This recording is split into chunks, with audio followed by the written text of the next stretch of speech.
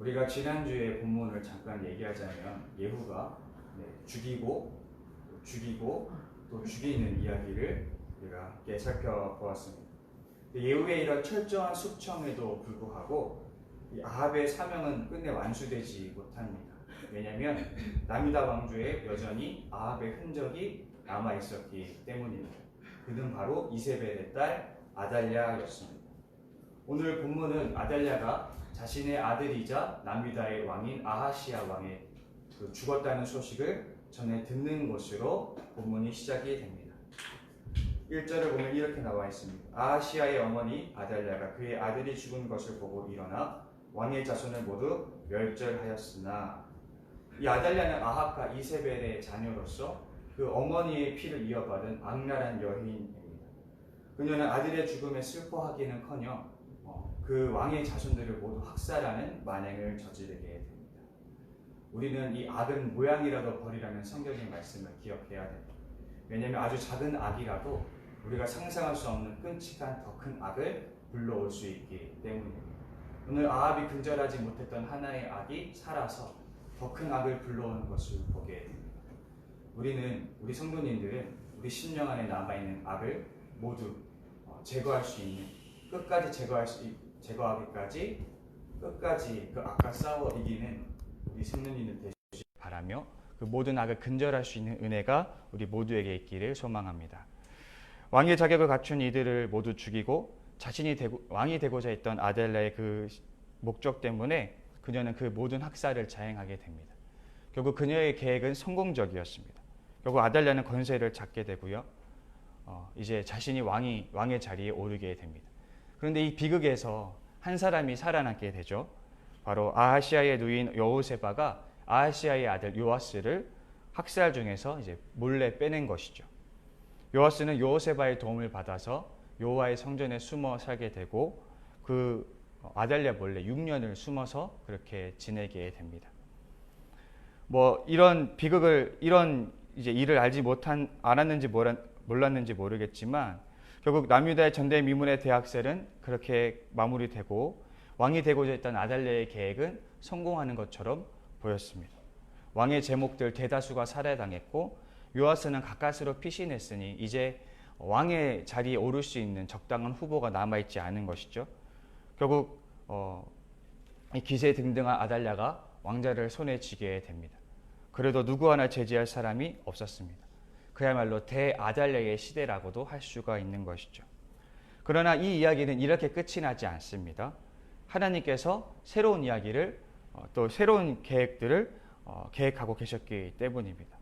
하나님은 요아스라는 인물을 주목하셨고 또 그를 살리셨고 또 그를 통해 새로운 이야기를 써내려가기 이제 마음을 먹으셨던 것이죠. 그러나 그 일들이 이루어지기 위해서는 시간들이 필요했습니다.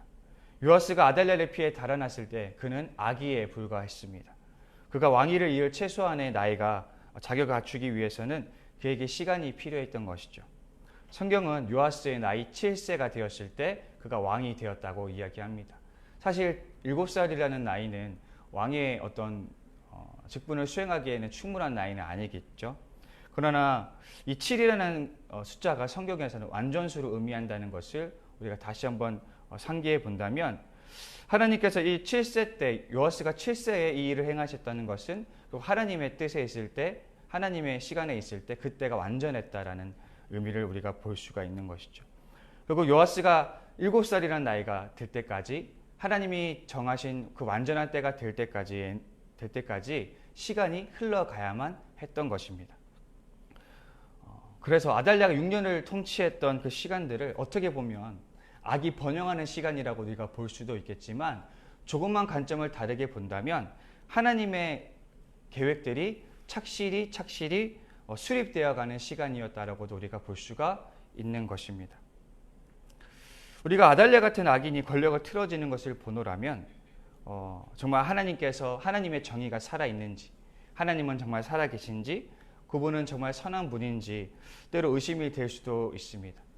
우리가 우리 삶으로 가까이 가져와서 이 문제를 좀 보자면, 우리가 하나님께 기도를 하거나 하나님께 무언가 간절히 구하면서 찾을 때에 하나님께서 그 기도를 침묵하고 응답하지 않을 때 우리는 정말 하나님께서 우리의 기도를 듣고 계신지, 하나님은 정말 일하고 계신지 의심할 때가 있습니다. 마치 하나님이 나를 위해서 아무것도 하지 않으시는 것 같고 우리를 방치하는 것 같이 여겨질 때가 있다라는 것이죠. 그럴 때 우리가 기억해야 될 것은 하나님의 일들에 시간이 필요하다라는 것입니다. 아브라함이 처음 하나님께 그 약속을 받아서 그 약속의 자녀 한 명의 아들을 보기까지 무려 15년의 시간이 필요로 했습니다. 야곱은 그 형의 에서의 축복을 훔쳐서 그 축복을 모두 받았지만 그 축복이 자신의 삶에 아주 조금 실현되는 것이 보기 위해서 무려 14년이라는 시간을 헌신해야만 했습니다. 모세는 하나님에게 부르심을 받았을 때 무려 80세였고 또 이집트에서 이스라엘 백성들이 출애굽하기 위해서는 430년의 시간이 필요로 했습니다. 우리는 그 이유는 알 수는 없지만 하나님의 일들에는 분명히 때로는 긴 시간들이 필요하다는 사실을 우리는 인정해야만 할 것입니다. 그러나 변함없는 사실은 하나님은 하나님의 시간표가 있으며 그 시간표에 따라서 성실히 일하시고 계시다는 사실입니다. 다만 우리의 시야가 좁아서 그것을 볼 수가 없는 것이죠. 저는 바둑을 잘 두지를 못합니다. 거의 둬본 적도 없는데 그런 제가 만약에 이세돌과 대결을 한다고 생각해 보시죠. 상상해 본다면 사실 전혀 대결이 되지 않을 것입니다. 제가 지금 아무리 공부하고 노력해도 저는 몇 수 앞을 보기가 어려울 것입니다. 뭐 2수, 3수를 앞서 본다고 한다면 그건 그야말로 기적이라고 할 수 있겠죠.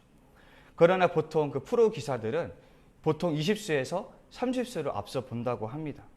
그렇다면 제가 이세돌과 대결을 한다고 했을 때 제가 이세돌 씨의 그 수가 제 눈에 보일까요? 제 눈에 절대 보이지 않겠죠. 제가 아무리 노력해도 이세돌 씨가 어떤 수를 계획하고 있고 어떤 수를 두려고 하는지 전혀 보이지 않을 것입니다. 우리는 하나님이 얼마나 신중한 분인지 알지 못합니다. 그래서 하나님께서 대체 몇 수를 염두에 두고 움직이는지 알 턱이 없죠. 그래서 우리는 하나님의 수를 쫓아가지 못하기 때문에 그분의 수를 볼 수가 없습니다.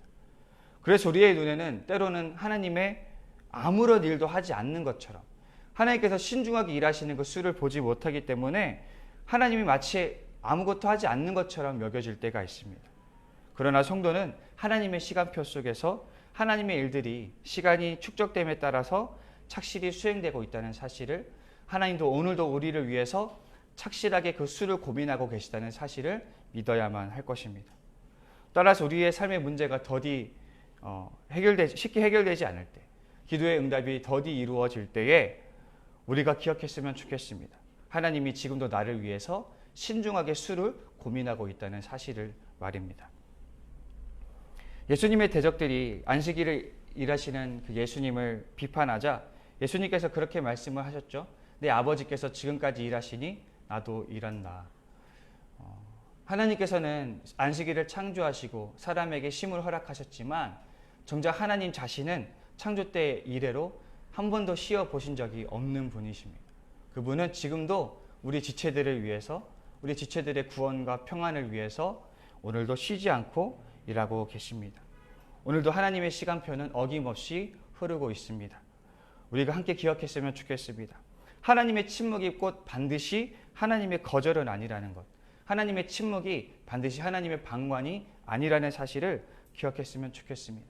그것은 하나님의 침묵은 때로 하나님의 신중함을 의미하기도 합니다. 이 하나님을 신뢰하시면서 오늘도 신중하게 우리를 위해서 수를 고민하고 계시고 아주 신중하게 수를 두시는 그 하나님의 시간표를 우리가 신실하게 신뢰하며 오늘도 그 하나님의 뜻을 신뢰하고 인내하며 그 신앙의 여정을 걸어갈 수 있는 우리 모두가 되기를 간절히 소망합니다. 요아스가 성전에 숨어 산 지 7년째가 되었을 때에 이제 제사장 여호야다가 마침내 때가 되었다고 생각하고 쿠데타를 단행하기로 결심을 합니다. 그는 먼저 가리 사람 백부장들을 부릅니다. 이 가리 사람은 외국인 용병으로서 왕을 호위하는 호위병으로 이제 고용이 되었습니다. 일개 그 외국인 용병이 왕을 호위하는 그런 호위를 맡았다는 것에 대해서 의아할 수 있겠으나 이 가리 사람들은 다윗 때부터 고용되어서 이 유대 왕들에게 충성했던 충신들이라고 할 수 있습니다. 또 여호야다는 그들 외에 호위병의 백부장들을 부르게 됩니다. 아달랴가 군대를 장악해서 이 참변을 일으킨 것을 우리는 다 알려진 사실입니다. 그렇게 요요야다가 부른 사람들은 적어도 그가 신뢰할 수 있는 사람으로서 그와 뜻을 같이 하는 사람들이었을 것으로 추측이 됩니다. 오늘 요호야다는 이들을 여호와의 성전으로 불러와서 그들과 언약을 맺습니다. 그리고는 요아스를 그들 앞에 내어 보이며 쿠데타의 전모를 밝히게 됩니다.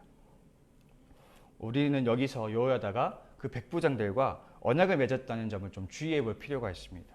왜냐하면 그들이 맺은 언약은 더 큰 언약의 성취를 위한 것이기 때문입니다. 아달랴가 아하시아의 후손을 죽였다는 것은 단순히 한 왕의 가문이 몰락했다라는 것을 뜻하지 않습니다. 그것을 더 나아가서 하나님의 언약이 몰락한다라는 의미이기도 합니다. 과거에 하나님은 다윗에게 그렇게 약속을 하셨습니다. 내가 너의 왕가를 영원히 지켜서 영원토록 왕위를 이어받게 하겠다라는 나단 신탁이라고도 하는 또 다윗의 언약이라고도 하는 그런 약속을 하나님께서 다윗에게 주셨습니다. 그래서 남유다 왕조를 지켜보면 쭉 계속해서 다윗의 후손들이 왕위를 이어받았다는 것을 우리가 알 수 있죠. 그러나 지금 아하시아가 죽고 그 다음의 승계자들이 모두 다 학살을 당하는 위기를 겪게 됩니다. 만약 이대로 아달랴가 왕위를 틀어지게 된다면 다음 왕이 누가 될지 모릅니다. 남유다 왕조가 아닌 그 다윗의 후손이 아닌 다른 사람이 그 왕이 될 수도 있는 그런 위기에 처해 있는 것이죠. 하지만 하나님께서 요아스를 살리셨습니다. 이것은 무슨 뜻이냐면 하나님께서 언약을 기억하고 계시다는 것이고 그 언약을 지키시겠다는 하나님의 결심인 것이죠. 그리고 이제 하나님은 요아스를 통해서 그 언약을 다시 회복하시고자 합니다. 그러나 이 일의 관건은 요아스가 성공적으로 왕위에 오른다는 것이 전제되어야만 하는 것입니다. 그리고 이 일은 여호야다의 백부장들의 손에 달려 있습니다. 백부장들이 여호야다와 했던 그 언약에 충실해서 그 언약에 충실하게 행동할 때에 자신의 몫들을 감당할 때에 요아스는 온전히 왕이 될 것이고 비로소 하나님의 언약이 회복이 될 것입니다. 이 목숨을 건 쿠데타는 백부장 중 누구 하나만 다른 생각을 품어도 수포로 돌아갈 수 있습니다. 이 일은 언약의 당사자인 백부장들 모두가 그 언약에 충실할 때만이 성공할 수가 있다는 것이죠. 예수님이 승천을 앞두고 계실 때 제자들에게 그렇게 말씀하셨습니다. 너희는 예루살렘을 떠나지 말고 내게서 들은 아버지의 약속을 기다려라. 요한은 물로 세례를 주었으나 너희는 여러 날이 되지 않아서 성령으로 세례를 받을 것이다. 이렇게 예수님은 성령 세례를 위해서 제자들에게 예루살렘에 남아있을 것을 명령하십니다. 그런데 예루살렘이 어떤 곳입니까? 예수님을 십자가에 못 박은 곳입니다. 또 예수를 전했다는 제목으로 스데반이 순교했던 바로 그곳입니다. 또 제자들이 그 예수님을 박해한 것을 두려워서 도망쳐 나온 곳이기도 합니다.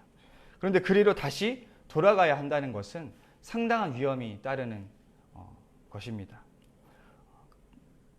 정말 제자들에게 큰 순종을 요구하는 일인 것이죠.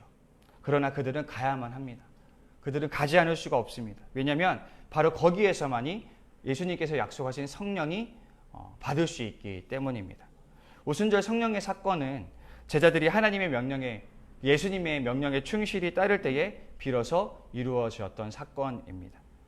하나님의 약속은 거저 일어나지 않습니다. 때로 하나님의 약속은 하나님의 뜻에 순종하는 이들의 행위가 밑거름이 될 때에 우리가 그 약속을 성취할 수 있는 것을 보게 됩니다. 우리가 구원을 흔히 선물이라고 하죠. 우리가 그 은혜라는 단어에 선물이라는 뜻이 있는 것처럼 정말 이 구원은 정말 하나님의 선물이라고 할 수 있겠습니다. 여러분, 선물의 특징이 무엇입니까? 일방적인 호의로 주어진다라는 것이죠. 수혜자의 어떤 노력이나 어떤 여건이 아니라 그냥 주는 사람의 일방적인 호의인 것입니다. 그러나 이 선물에 또 다른 특징이 있습니다. 그 호의를 언제든지 거절할 수도 있다라는 것이죠. 내가 선물을 받았다 해도 내가 그 선물을 취하지 않는다면, 그 선물을 열어보지 않는다면 그 선물이 무엇인지 모르고 그 선물을 소유할 수 없습니다. 따라서 그 선물은 제 몫을 다하지 못할 수도 있다라는 것이죠. 하나님이 우리를 위해 예비하신 그 모든 약속들이 열매를 맺기 위해서는 우리의 반응이 반드시 필요합니다. 우리가 하나님께 순종하고 행하지 않으면 얻을 수 없는 약속들이 분명히 있습니다. 하나님의 은혜와 약속은 거저 주어지는 것이 아니라 수혜자들의 반응에 달려 있다라는 것이죠. 오늘 백부장들은 여호야다의 계획을 충실하게 이행합니다.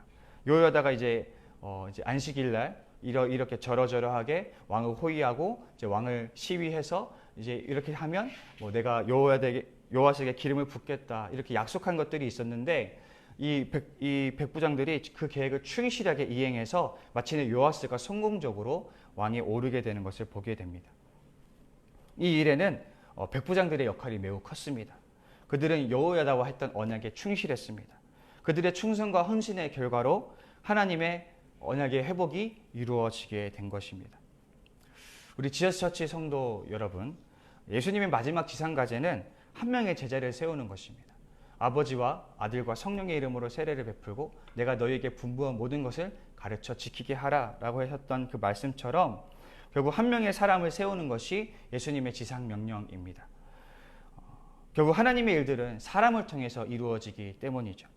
하나님의 말씀에 충실한 한 명의 사람이 그 하나님의 언약에 충실하게 행동할 때에 그 한 사람 한 사람들의 그 순종의 행위가 착실히 쌓이고 쌓여서 하나님의 약속들이 조금씩 성취되는 줄을 믿습니다.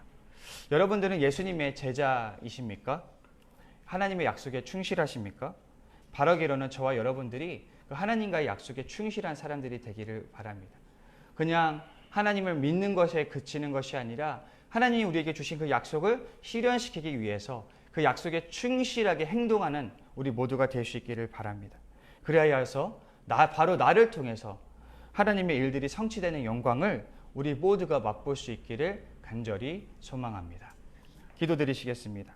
우리 시간 기도하실 때에 정말 많은 성도님들의 은혜와 기도로 청장년부 수련회가 은혜 중에 잘 마치게 되었습니다. 이제 앞으로 남아있는 청소년 교회와 어린이 교회 수련회를 위해서 기도해 주시고 우리가 7월도 지속적으로 예배를 위해서 기도하고 있습니다. 더 많은 성도들이 예배에 함께 참여해서 예배 드릴 수 있도록 또 더 큰 은혜로 하나님 함께 하시는 예배가 되도록 위해서 기도해 주시고 제가 마무리 기도하도록 하겠습니다. 살아계신 하나님 아버지, 하나님의 일들은 때로 시간이 필요하다는 사실을 우리가 인정할 수밖에 없습니다. 하나님의 그 시간표가 어떻게 되는지 우리는 알 수 없어 답답하고 때로는 괴롭고 힘들지만 그래도 하나님의 시간표가 착실히 하나님은 하나님의 시간표에 따라 착실히 일하고 계시다는 사실을 우리가 인정하고 신뢰하게 하시고 그 하나님을 믿으며 오늘도 인내하며 걸어가는 우리 모두가 될 수 있도록 마침내 하나님의 때에 그 하나님의 약속을 거머쥐는 복된 우리가 되게 하여 주시옵소서. 감사드리며 예수님의 이름으로 기도합니다. 아멘.